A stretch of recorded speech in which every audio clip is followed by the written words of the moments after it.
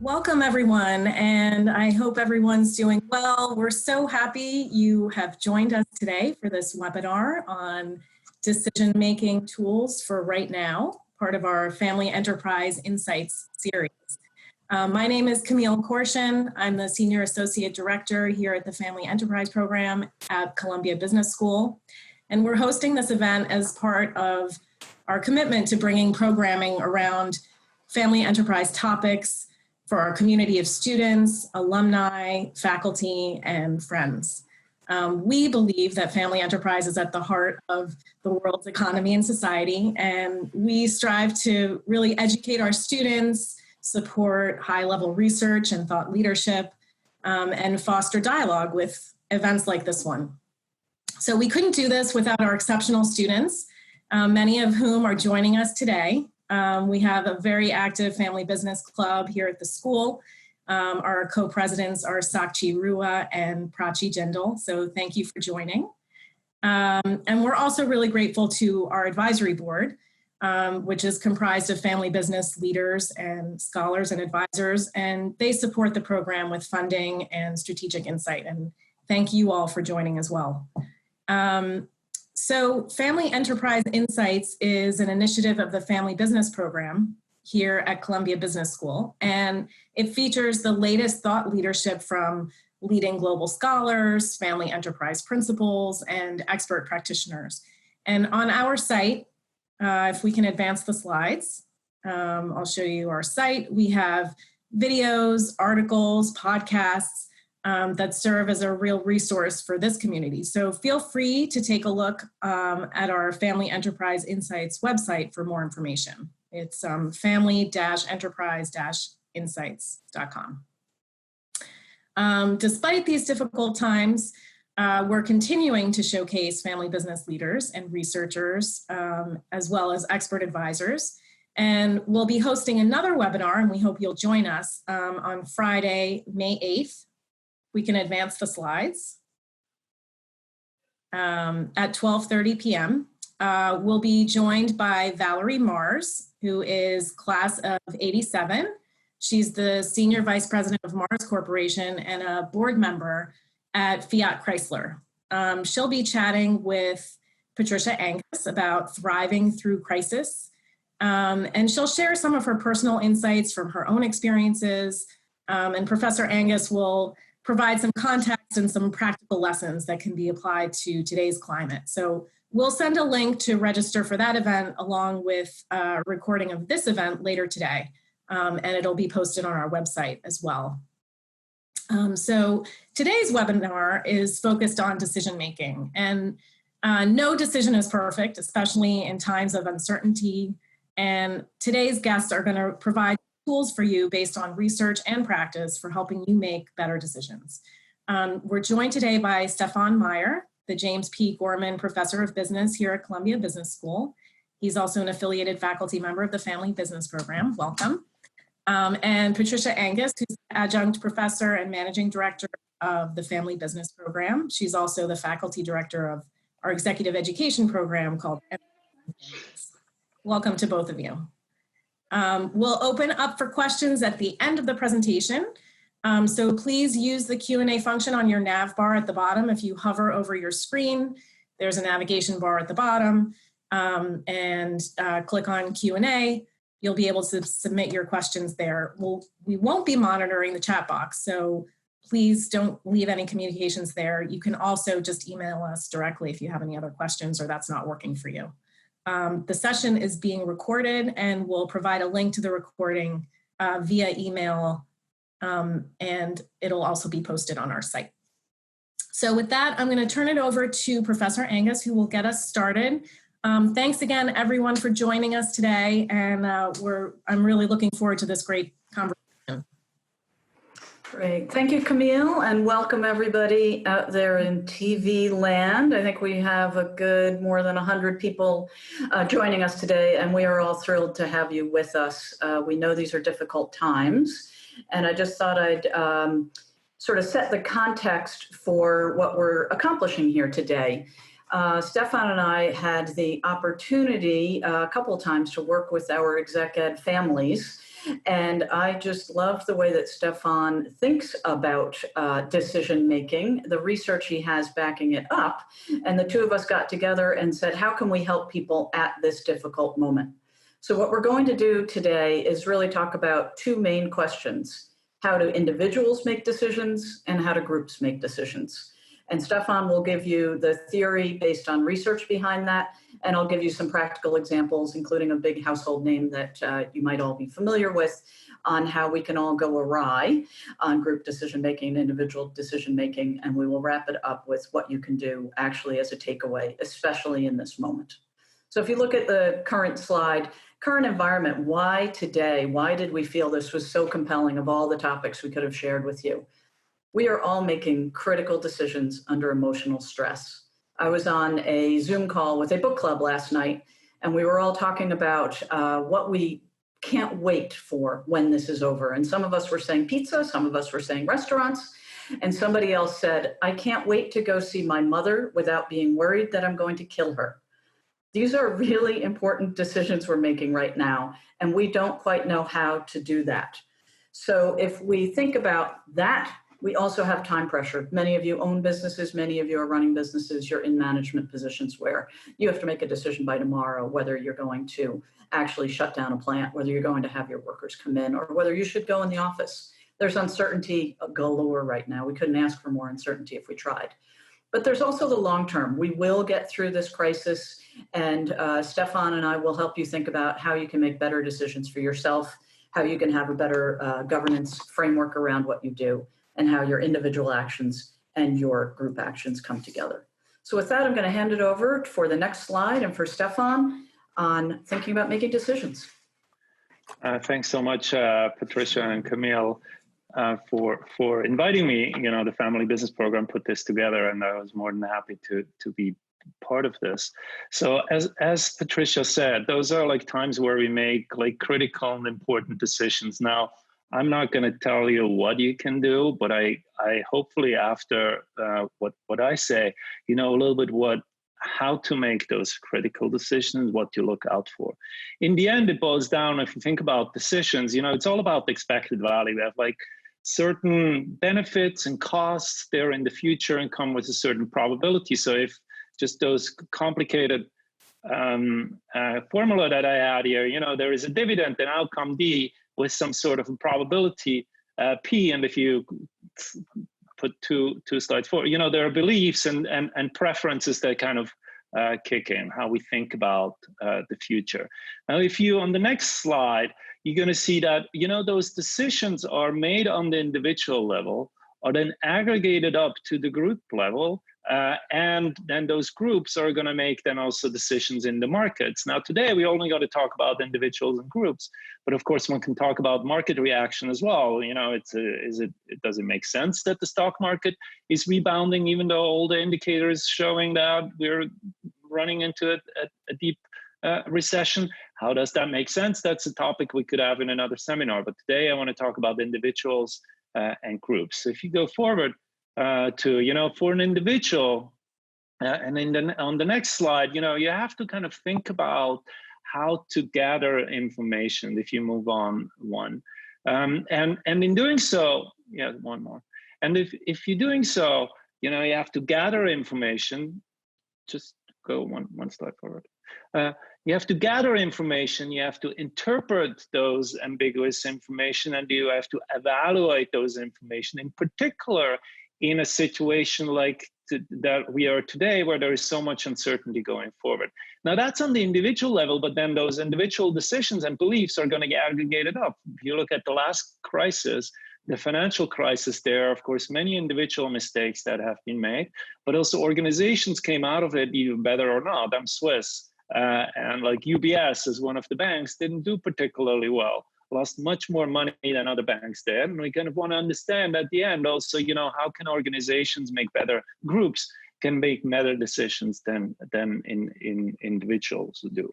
Now, in order to forming those beliefs and interpreting it, I think individuals have to think about, you know, how good am I in doing so? So I want to try and start a poll and just ask you a relatively straightforward question that is going to be the base of the next couple of points that are going to make, which is going to ask, and but oh no, you can start this, you know, how good are you in your job? And I'm going to ask you, like, compared to other people on this webinar, I'm in the top percentile, and don't show the result. Can you not show the results yet? I'm in the quarter above the medium. I'm in the quarter below the medium. I'm in the bottom quartile. Pick it up poll. It looks like there are 143 people on there.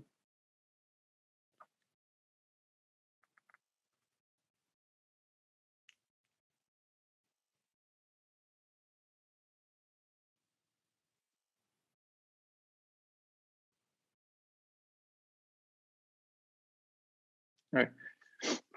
I think we have a critical mass. We see here. So can you maybe stop? Okay.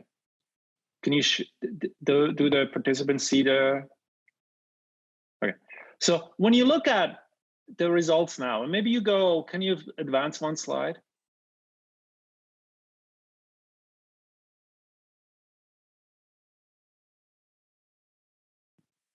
When beliefs are perfectly adjusted, we should see a distribution of the following kind, that like 25% have to be in the bottom of this group, and 25% and so on and so on and so on. Now, if you look at the results, it's clear that we all think we're going to be better than the median. In fact, you know, they're like 90-something% think they're above the median.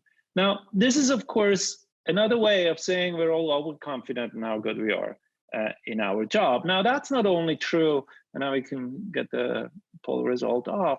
You know, that's, of course, not only true for us as like decision maker throughout the organization. So what you see, the results that are now on the slide, these are actually investment bank analysts. So those are the people who create models for you to make decisions.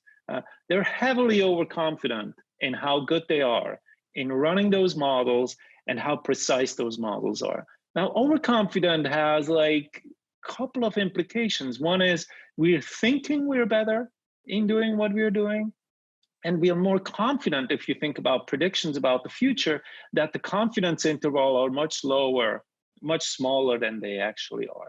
If you look at like executives making those decisions, when you go one further, you know, like can you get the poll thing away from the screen?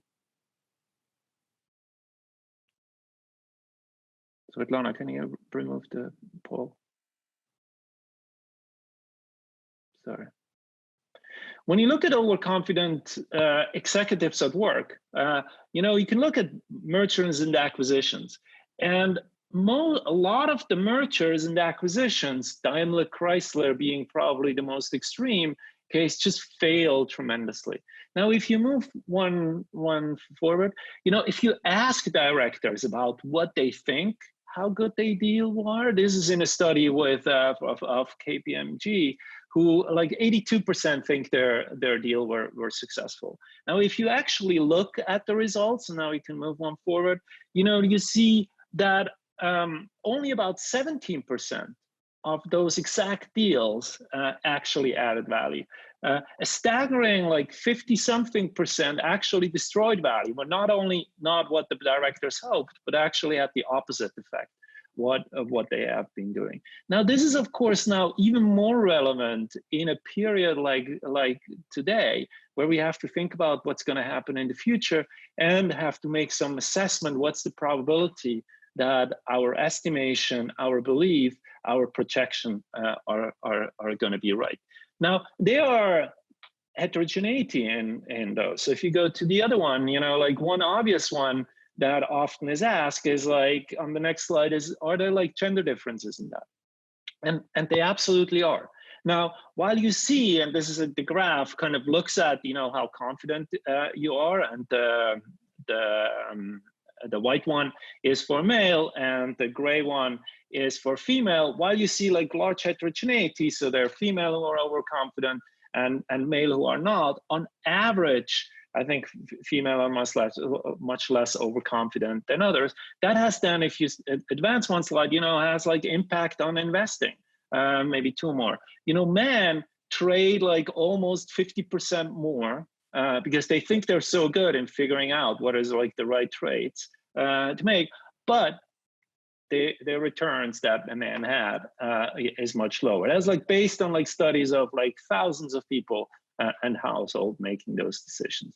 An interesting discussion that is more a conjecture at this point, if you advance one, is in this period, it's kind of interesting if you look at which countries did deal with the coronavirus relatively well. A lot of them have like women leaders, and this is like a one news report that claimed that. Whether that's true or not, but it's possible that like in a period of right now, having an overconfident leader who thinks he or she is more right than expert says, or even doesn't want to talk to experts and listen to experts, is really, really problematic. So go one further, one problem with decision making is overconfidence. Now, if you advance one more, here is another one that is interesting. Now, as I showed you before, those beliefs about what is going to happen, and then there are those preferences, what's going to happen. So if you go one more forward, let's think about the following relatively straightforward scenario, which rings well true, unfortunately, these days. Think about there is like a car manufacturer who has recently been hit by a number of economic difficulties, and it appears that 3 plants need to be closed and 6,000 employees laid off. Now, the vice president of production comes up with 2 potential plans how to make that not as severe. Plan A, as you see here, saves 1 of 3 plants and 2,000 jobs, and the other plan B has a 2/3 probability of saving all 3 plants and all 6,000 jobs, but a 2/3 probability of no jobs and whatever. If you now think about this for a second, what would you choose, A and B? Now, if you ask the general population, about 80% choose A. In a enterprise family business program, that is the EFP, about 100% chose A. This has, of course, a lot to do with like, there is like uncertainty, while in expectation they're the same. But it's like, if you're a little risk averse, you want to avoid kind of the risk of all them losing.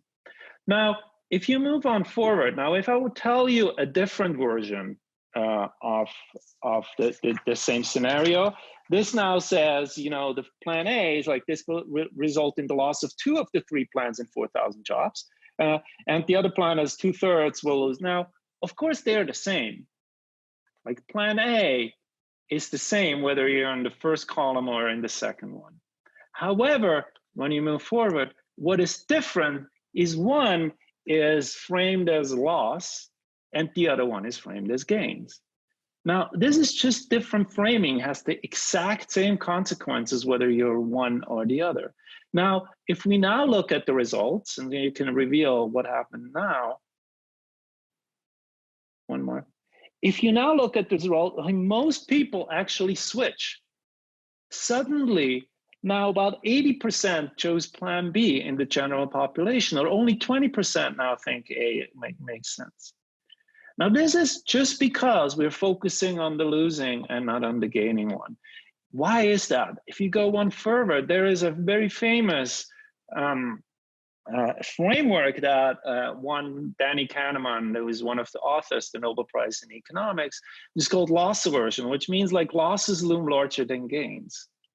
What that means is if you're in a loss frame, it just is much more painful than if you're in a gain frame. Think about your salary, which might have happened, just got cut by 10%. That really sucks. And if you get a gain of 10%, you're happy, but not as happy as you're hurting. The other implication is that if you're in this loss domain, you want to get out of it as much as possible, and you become much more people become much more risk seeking. You saw that with those 2 plans. Now they're switching to plan B, which is the riskier one, but you want to get out of that loss frame.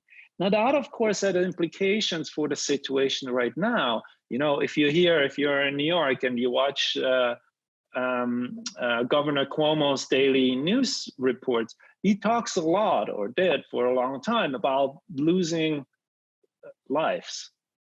That's a very, very good strategy of making people aware we don't want this to happen. You start to panic if you're in the lose side. But it also makes, if we now think about going forward, it makes people be more risk-seeking as such. So those two, like overconfident and loss aversion, are, I think, the two most extreme and most well-documented biases on the individual level that are going to kick in and they're going to affect your decisions going forward. Now, if you can transition. So Stephan and I discussed how this applies in real life. And we all know that we've done it personally, but I had a couple of examples from the time when I was overseeing portfolios at a wealth management firm. And so I was responsible not only for client service, but also for making sure that all of the accounts were actually being invested the way that people wanted to. And two examples came immediately to mind. One, I think, if you think about the overconfidence factor, I think of Garrison Keillor and Lake Wobegon. And in Lake Wobegon, all the women are strong, the men are good looking, and all the children are above average. So I think he understood loss aversion really well.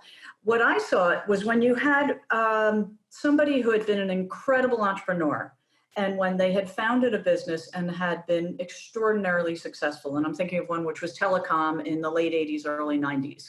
And I met with a family. It was a couple of brothers who had founded this firm at zero.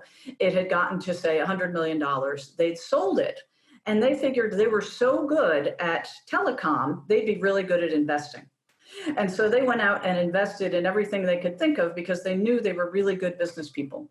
And when I met with them again 6 months later, before they had hired a wealth management firm, they had lost half of what they had made in that time period. Now, 50 million is still a lot, but they had the overconfidence in one field that had been grown from another field, which I think is an interesting transferability that happens sometimes.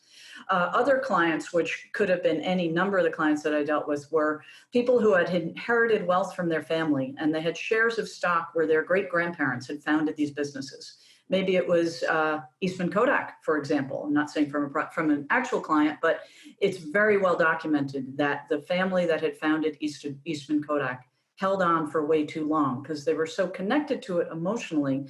But they also, once they got more losses, they didn't know how to handle it, and they sort of got frozen in the sort of loss aversion factor. And you find that all the time on the investment side. I think we talk a lot about personal decisions right now and business decisions, but often this really plays out right now with people's 401ks and with their own investments. How will they manage all of this? So if we go to the next slide, maybe you can help us understand how, now that we know that we're attuned to loss aversion and that we have to worry about being overconfident. So it's easy, right? What do we do? You're muted. Stephan, you're muted. I mean, one is, thank you, Patricia. I mean, one is, I think it's important to be aware of those individual biases. However, I don't think it's enough. And this visual illusion that you see here on the screen kind of should illustrate it. Vision is one of the best instruments humans have. It got developed early on in the history of mankind. We train it every single day. Kids do that at the very young age, and we are very, very good. In fact, that's like something computers are not as good, machines are not as good at. However, learning is limited. So if I would ask you which of those tables is longer, I think most are going to say the left one is. Now, I can first tell you that it's not.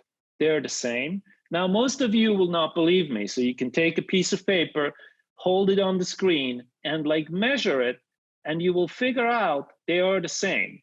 Now, I just taught you that your vision was wrong. Then you take the paper away, look at it again, and you still see that the left looks longer than the right.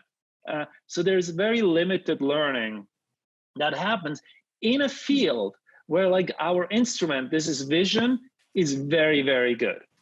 So Stephan, if I can jump in very quickly, I will never be convinced that they are the same size, but you keep convincing me to look at it again and again. Does it help when you just get a bunch of people together? How about groups? Does that solve the problem? Well, so great. So let's look, sometimes groups really help, to Patricia's point. I think it's very important. If there is a math problem and there is a right or wrong answer how to solve a math problem, if more heads are going to help. But sometimes it might not. So if you transition forward, that now brings us to like what happens in groups, and one more, how it actually aggregates up from like individuals to groups. And as I said, sometimes groups actually make better decisions. In particular, if there is a right or wrong answer to like the math problem. There's like, we call that the wisdom of the crowd. Like want to be a millionaire, if you ask the people, whatever that lifeline is, you're gonna often get it right, but not always. In fact, groups can actually make it much worse. So if you go forward, there are a couple of problems when groups don't necessarily eliminate biases. One more. So the first one is like, there is of course diverse information within groups, which is very important to figure out what is the right thing to do. So we all think about problems differently, have different information, different experience, and the group can potentially help this. However, it often does not, because people don't share their information. And you think about the last group decision that you made, the meeting that you had, it's not clear that you're actually going to share information that contradicts the others. That has sometimes to do, and to go one forward, that has sometimes to do with just incentives are different. Individuals' incentives and group and the incentives of the group might actually be pretty different. And so just because we're making decisions now as an organization, as a group in meetings, it's not clear that the incentives are aligned between individuals or not. One more. So that then leads to, I talked about overconfidence. Overconfidence in groups is not going to go away. In fact, it's possible that groups are actually more confident about their decisions going in the right direction. And then one last thing. That then leads to the last one is, there is confirmation bias, which get actually increased in groups. And we often, and if you move one forward, we often talk then about that as groupthink or, echo chambers and whatever. And I think that that cartoon here kind of illustrates it. It says like, wait a minute, something feels wrong. And then the others say like, shut up, do as you're told, it's for your own good. And that then leads to that decisions that group not only make the individual decisions not better, might actually make them work. So how can we now think about that? What do we know from research? And then I'm going to pass it over to Patricia to go like more practical, more tactical. What does that mean? So if we go one forward, we have to think about what are the right processes that let us reflect and check kind of those intuitive biases by ourselves and not. So I think there are mainly three aspects that kick in. And so if you move one format, one is critical thinking. Critical thinking is key. It's very important that your decisions, that's how groups can actually be very successful. There have to be counter arguments to a certain assumptions.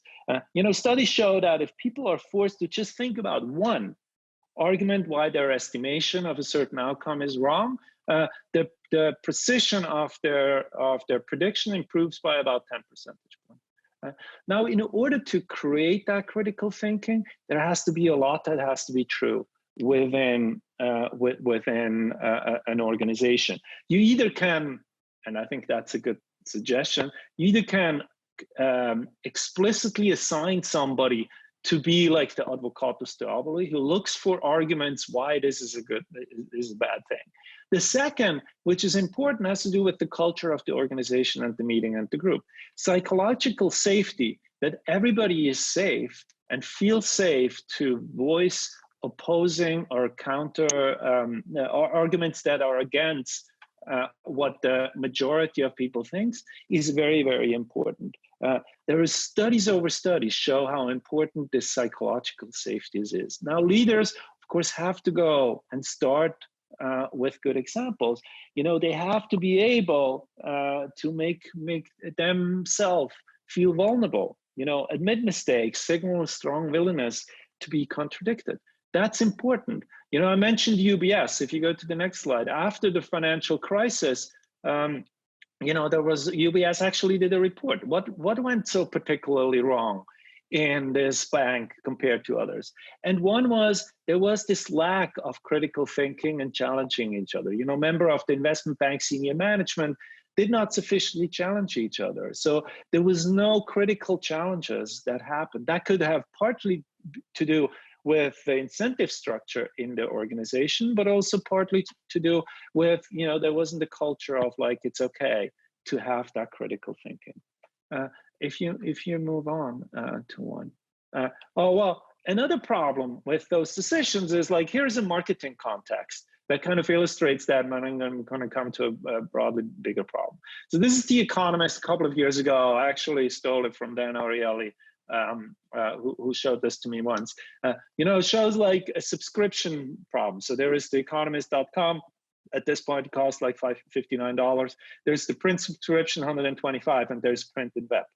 Subscription, $125.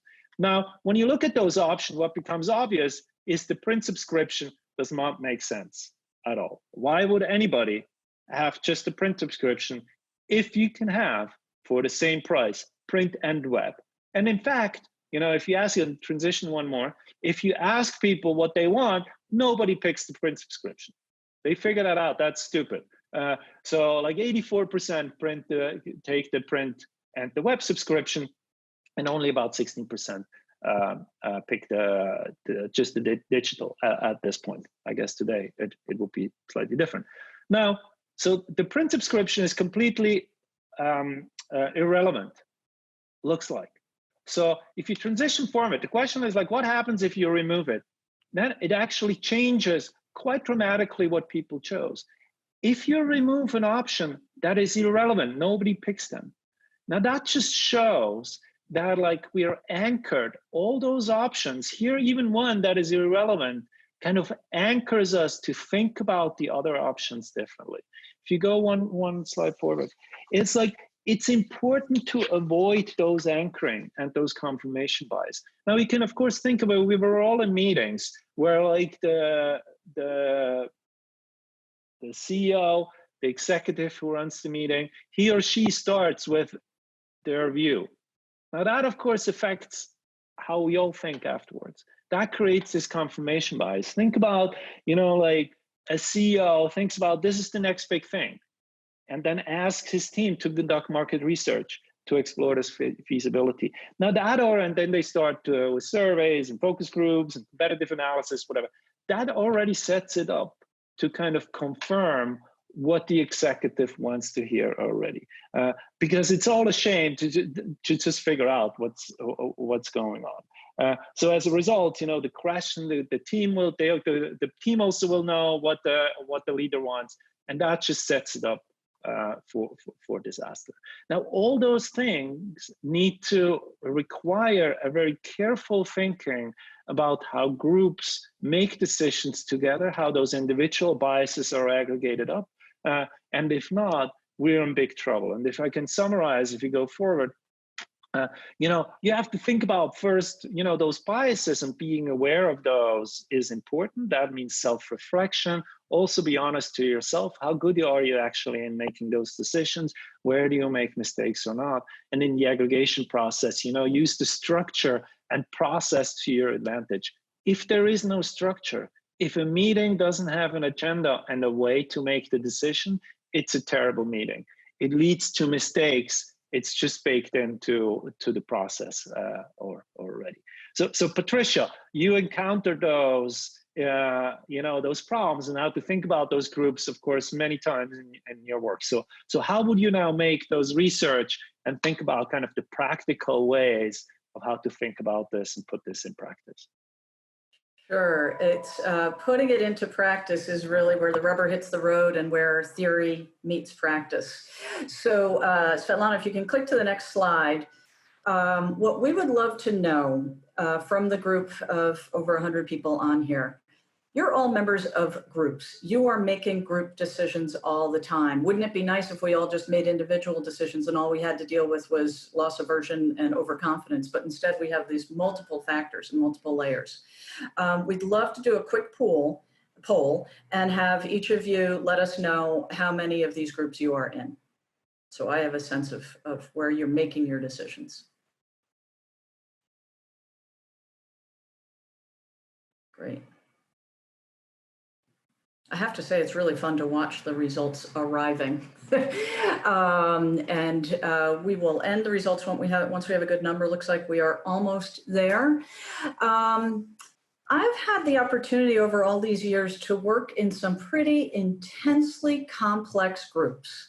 Okay, when you combine family with wealth and you combine wealth with business, and then maybe you add on philanthropy, you have all of the layers that you've already talked about in terms of individuals making decisions, and you have all of the layers working out in terms of the groups. So it's exacerbated in a really intense emotional environment. What I love is that only 71% of the people are from a family, which is very interesting because we forget sometimes that we are all from families. We are all making decisions as families, and in a way, that is where our original mindset comes from, how we approach decision making and how we approach whether you can be heard in a group. So a lot of you are on family councils, and most of you are on management teams who are making critical decisions. If you think about the different decisions that each of these groups make, management teams are generally deciding about new initiatives. They're deciding who to hire, who to support, what new initiative you're going to have. Are you going to have a sales team? Who's doing what in marketing? C-suite is at a much higher strategic level. So the C-suite is trying to figure out, okay, overall, where are we going as a business? Do we have the right teams in place as opposed to the right individuals? When you get to the board level, you're at an even higher strategic level. The board questions are, do we sell the business? Do we merge with another business? Do we acquire a business? So you have to think about what the corporate board does. A family council is at an even higher level than that. The family council has to work on, is the business doing what the family wants from it? Because the business is usually the controlling owner in a family-owned business. And the family is deciding who do we allow into our family and who not. So if we can move on to the next slide out of that poll. Thank you all for sharing that. And those of you who say you're not from a family, let's talk about that sometime. What have I seen and what applies from what you've talked about, Stephan? Let me tell you a story about, if we can close out the poll, that would be great. Just shut the poll screen. I'm still seeing it on mine. I don't know if others are. Okay, and then we can go to the group decision-making and action. You have to close it yourself, Patricia. Okay, I've closed that, so I think we're good now. Okay, great. And then, so the one on the left describes many of the family meetings I've been in, often corporate boards that I've been in sort of end up at that level. And the one on the right is where we'd all ideally like to get once we have learned everything that Stephan's taught us and put some tools in place. But let me tell you a story about the Wall Street Journal, which I assume you've all heard of. The Wall Street Journal had been owned by the Bancroft family since the 1920s. They never managed it since about the 1930s. No family member was a CEO of it. They owned it through a series of trusts. And their goal, and there's a case study on this that I use in class, their goal was never sell grandpa's paper, okay? They were so connected to this as a family in terms of their culture and their identity that they set a goal. And why did they set that goal? Because they wanted to serve the public. So it was a stakeholder theory. They knew that they had an impact on the markets with what they did. They knew they wanted to have high quality news. They wanted to support their employees. And yes, they wanted to make money because it was profitable. Well, by the 1990s, things weren't going too well because this fancy new thing called the internet came along. And the internet really was doing a big challenge to organizations like the Wall Street Journal, okay? Because people were not going to read on paper anymore. They were going to get their stuff online. Subscriptions were going down, income was going down. Ad revenue was going down dramatically. And in fact, the CEO was making a number of decisions that were not strategically wise, okay? They missed some opportunities. They missed the whole online media area, and they went into some areas that were really not strategically wise. So in 1997, somebody named Elizabeth Goth-Chelberg, who was a member of the family and on the board, said at a board meeting and said to her family, "This is crazy. We are going to lose this business and therefore lose our income, lose our place in society, lose the community that we've supported because we are missing these major strategic issues. This is a really bad business that we are in right now." So how did people respond? Well, as a board member, she was completely ignored. The more powerful board members were the ones who were heard in the boardroom. As a family member, she was basically ostracized. So the family tried to kick her out. And the media, because this was such a publicly known company, the media started writing articles with titles like "Disgruntled Heiress Tries to, sort of be a part of a game she doesn't understand." That was 1997. Fast forward 10 years, and she was absolutely right. The business ultimately had to be sold to Rupert Murdoch. The family realized that although they had set those goals, they had never set a framework to put them into place. So not only did they, and you can click on to the next slide, okay? Some of the lessons you learned from the Wall Street Journal example are lessons we've learned from family enterprises all over the place. Who was the person to make the decision? You have to know this. And some of the questions that are coming in that are thinking about some of the really critical questions you're facing as families and as businesses right now. Who was the right person to make a decision? Here, the CEO was actually full of way more power than legally he had. And this is what we call de jure versus de facto authority, okay? By law, the owners are in charge of a company. And yet, in practice, the owners were being ignored here. So it happens all the time when you are in a meeting and somebody has the same vote as everybody else. Stephan would call it anchoring. I'd call it de facto. Basically, they're taking the word of somebody who has more power just through influence as opposed to legal rights. You have to know at all times in your business who has the legal right, so the right decision is made in the right place. So if you think about the Wall Street Journal, the decisions in the boardroom were not taking into account what was the right strategy for the business. They were not allowing psychological safety so that somebody like Elizabeth Goth-Chelberg could be heard. It's a prime example of somebody being so scared out of speaking their opinion. I'm sure there were other people like her who saw the exact same thing. There were probably people in management who saw it. There were people in the C-suite who saw it. And there was somebody in the owner's boardroom who saw it, but they weren't being heard. So absolutely, the critical thinking that you're talking about, creating some way to have a voice that can be heard, is really something that we've all learned as well. The right group to make it, who makes the decision? Right now, because the questions are so critical as to the life of a business, owners are getting dragged in more into decisions that management normally would make. Family members are getting drawn in, whether they are owners or not. It happens all the time. I'm thinking of a case study I've used in another class where a family owner who was not a manager would go onto the factory floor and just fire people at will, because they figured, I'm an owner and I'm a family member, I have power here. But it wasn't the right decision made by the right group. So it really can mess up your business. Also, knowing whether you are more of a stakeholder viewed family business or a shareholder view. So if you think about the Wall Street Journal, they were really the essential stakeholdership approach, and yet the decision they ultimately made was shareholder. And I think that applies today because people are going to have to make really challenging ethical decisions. And especially for businesses that have lasted over time, if they can apply the decision against the ethics, then they might have a more enduring answer. The collective impact of this, just so that you all know, and we're happy to share the research, is that in the US alone, the Journal of Finance research has confirmed at least 40% of businesses are family controlled. Outside the US, it's even higher. 65% of businesses in Germany are family controlled. There is plenty of research, and for those of you who want to get some examples of family-controlled businesses, Walmart, Samsung, Tata, and Berkshire Hathaway are dealing with these complexities. So next slide, please. What we've learned as tools, and Stephan and I have discussed this, so both from the research side and the theory side, know what your vision and mission is before you make the decision. Start with your purpose. You think of the Bancroft family, the owners of the Wall Street Journal. completely forgot their purpose when they were trying to make their decisions about what was going to happen. They didn't have a framework around it. The governance side, people who didn't have authority were putting input into decisions where they didn't have authority. I always tell the story of a family that I worked with where 3 out of 4 of the siblings got together and decided they wanted to sell the business.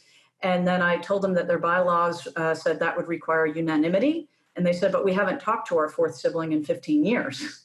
And we needed legally to get somebody back into the fold to be able to make that level of decision. Make sure you know what your documents say. Make sure that they match how you've been operating.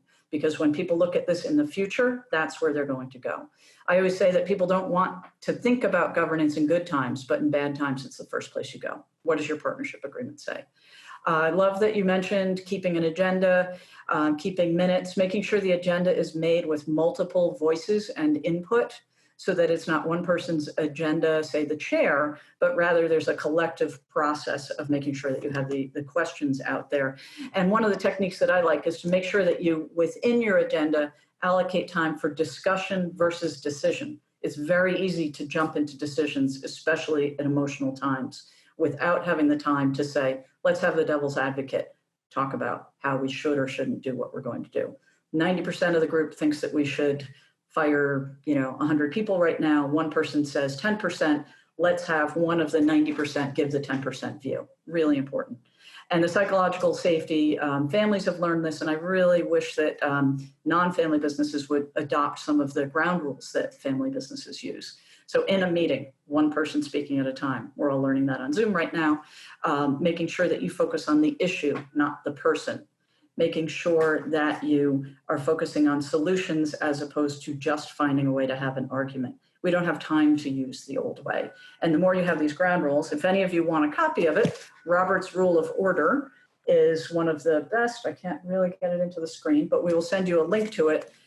Give some really standard ways of creating processes to follow.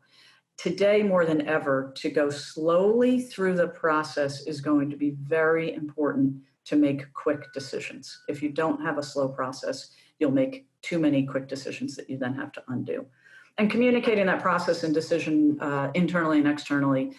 Professor Tajik did an excellent session on leadership last week, and his lessons on how to communicate are really critical, and I hope everybody can look for that one as well. I think now we'll take Q&A. Stephan, if you can unmute, we can both answer the questions. Camille, what are we hearing? This is great. Thank you so much for that fantastic presentation. I think it was really useful for the people who have been listening. We do have several questions coming in, so I'll just, don't have lots of time, but let's see how many we can get through. So how can family business leaders tackle the tough trade-offs in this difficult time? So, there are a lot of businesses and families who are trying to figure out, when they can resume regular operations versus, the temporary closing of their businesses to, safeguard the health and safety of their employees and customers.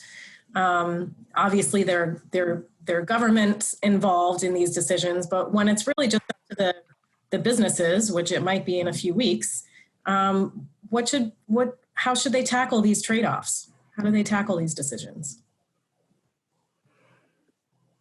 Stephan, do you want to start, or I can jump in? I mean, I think starting with your goals, articulating them, making sure you know what values you have behind that decision that you're going to make. Take the time to clarify what the decision is that you're making, okay? So are you making a decision as to whether employees can come into your office that in one day? That seems like a pretty easy decision, even though with coronavirus it's quite complicated. But are you making a decision to protect people's health? Are you making a decision to give them a livelihood? Are you making a decision to keep the sustainable financial future that you're looking for? What is the actual sort of framework around the decision you're making, I think, and then making sure you hear those voices to get there. I don't think we can answer how to answer it. We were joking before that we were going to say when we had any question, we were going to say the answer is May 26th. So if anybody wants to know, go back to work May 26th. There is no black and white answer. If you need it, if you need to be done in a short time frame like now, take a deep breath, write down what the actual question is, write down what the factors are, and get the voices in the room that you need to have them as soon as you can. Stephan, thoughts? Well, I mean, the only thing I would add to that is like, you know, it's like scenario planning, and the scenarios here are very extreme, and you have to be prepared for like every single scenario. You know, it's not just about when to go back, how to pivot your business. You know, it could be that like the new normal is not going to be what your business model has. You have to change it maybe completely, very dramatically, or not as much, or a little bit more. And we don't really know. But I think one way to prepare is to be open about all those different scenarios, as uncomfortable some of those scenarios are going to be. And that makes it a little easier than, well, while it's hard, but you're going to be a little bit better prepared because there is a lot of uncertainty. You know, I just talked with some McKinsey partners who are like, who consult like many firms, and they tell them, look, we actually do not know, but you just have to prepare for everything at this point, almost. And this kind of segues nicely into another question that we got which is, you know, are we adequately analyzing the risks? You know, like how can you be sure that, you know, how can you be sure that you're doing that? I can't answer that, Stephan, but maybe you can go into a little more detail. I saw this question. I mean, we don't, you know, like if I go and take a car ride, I kind of know there is a probability that I'm going to die, because like car accidents is like one of the top leaders of you get killed. But I kind of know a little bit what that probability is. I probably make a lot of mistakes in adjusting that probability, but it's with COVID-19, it's very hard because the data, you know, what's the death rate? We don't really know. And on top of it, it has implication not just for myself. You know, like if I don't go to the gym and make that decision, you know, that's my own decision. If I go outside and it spreads more, and then grandma and grandpa of somebody else is going to die, or like nursing home, that then has a social aspect to it, which makes that calculation about risk and benefit, as I think Eduardo asked, you know, it's really, really hard to make. It's a little unfortunate that I would love to say, this is how you can think about the cost and benefits. And like, it's just very difficult in an area where there is not much data. Yeah, I think just to follow up on that, we have another question about making decisions in short time frames. And I think it kind of speaks to this, you know, in an imperfect world where you don't have all the data, you don't have all the information that you would have. How can you make better decisions in that kind of an environment, short time frame? You know, Camille, I'd say, although this is an intense moment, it's not all that different from how we're always dealing. We don't have all the information all the time, and we don't have certainty as to the outcomes. But what you can do today is try to set some guardrails around what we've all learned to be the risks that you run. And we think of risk as, you know, financial risk or, you know, death risk. But what are your risks? Your risk is loss aversion. Your risk is overconfidence. Make sure that you are checking yourself on that. Look yourself in the mirror and say, do I really have the knowledge to make this decision right now? And if not, who do I need to bring in? As a group, worry about anchoring. Worry about somebody saying, this is how we did it in 2008. This is how we did it in 1987. Make sure you have set up in that room of people that you need to have there, people with expertise, people who can apply the critical thinking so that they can say, wow, I hear it this way, but I see it a different way. Make sure that you have the psychological safety around it. It's very hard to feel safe in such an anxious environment, but you can actually set up some parameters around the discussion to help you get to that decision. I think there are some really good lessons to be learned from the risks that you face that are not the risks you think you have. Yeah, if I just add one more, one of the silver linings here is like the realization you're not alone. We're not alone. And I think that's important in general. And I think Patricia said it really well, like in times of uncertainty, whether it's so extreme as today or in general, you need to use the groups and collective decision-making. Now, if you don't have any mechanisms in place to make it right, you get into the problem we talked about. But as Patricia says, if you think about that carefully, how groups, how you bring expert view, how you have like those critical thinking, psychological safety, then at least we get a little better in thinking about those different scenarios and figure out like some are terrible and some are also bad and how to choose when some of the uncertainty is going to be resolved. You know what we're finding a little bit? We have an interesting question, sort of a follow-up on that about, when we're dealing with families, we're dealing with people who have been probably raised in a similar culture and in similar ways. And how do we ensure that in families that you're getting that opposing view or a diverse way of thinking? And, how can you, sometimes, so how would you address that? First of all, if you don't already have a board, now is the time to get your advisors in the room as an advisory board. There are probably people you trust, and there are probably people who have expertise in your area that if they're available right now, I would bring them in because it is very hard in a family culture. Now, there is the illusion that families all think alike, and it's just not true. If you think about Elizabeth Goth-Chelberg, in your family, you're either the Elizabeth or you're the person who shut her down. Try to be somewhere in your family that says we have to listen to the people who aren't usually heard. We have to find a way to get their voice in, and we have to make practical decisions out of it. So I think, I actually think Zoom is your friend right now. Video conferencing is your friend because it reduces the emotional component. And that's really critical, not just in families, but in other moments of high emotional stress. So you can actually critically think about what you need to. You have no worry about geography. You can get people on the line. And so, yes, bring in other voices, but make sure you have a process to follow with them. Great. Well, looks like we have run out of time. We do have more questions. And so I invite anyone who has a question that has gone unanswered to please, feel free to contact us. You can reach us at familyenterprise@gsb.columbia.edu.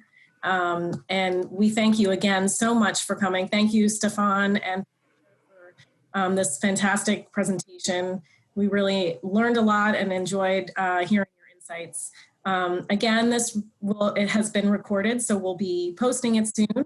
We hope we'll join you, that you join us for future presentations. And thanks again, everyone.